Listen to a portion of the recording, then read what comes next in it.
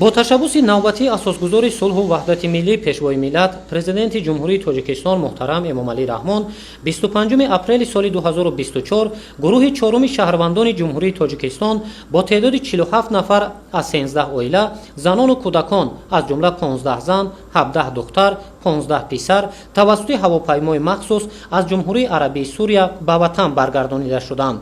шахсони баргардонидашударо дар фурудгоҳи байналмилалии Душанбе муовини сарвазири ҷумҳурии тоҷикистон Мансури Дилрабо ва роҳбарони вазорату идораҳои дахлдори мамлакат пешвоз гирифтанд.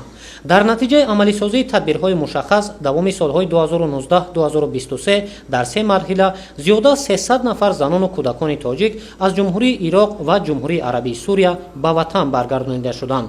истиқлолу озодӣ, осудагӣ ва ватан барои ҳар як нафар беҳтарин неъмат ба ҳисоб меравад.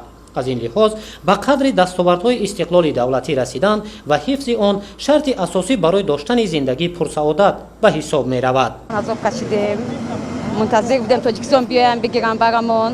تشکر به جناب عالی مثلا بردن آوردن ما را عفو کردن. حالا خرسند هستیم که ما به وطن برگشتیم. боиси тазаккур аст ки таҷрибаи тоҷикистон оид ба баргардондани шаҳрвандони кишвар аз минтақаҳои ҷангзада ва кор бо онҳо ҳамчун таҷрибаи мусбат шинохта шудааст. супориши роҳбарияти олии кишварамон буд ки ҳамаи шаҳрвандони тоҷикистон бояд баргарданд.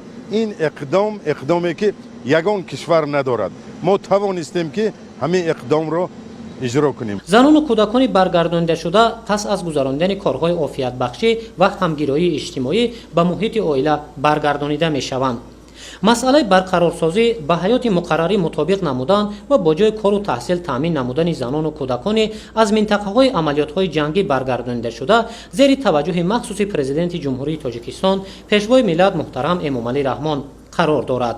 ҳукумати ҷумҳурии тоҷикистон пайваста талош мекунад ки шаҳрвандонаш ҳаёти пурсаодату осудагӣ дошта бошанд.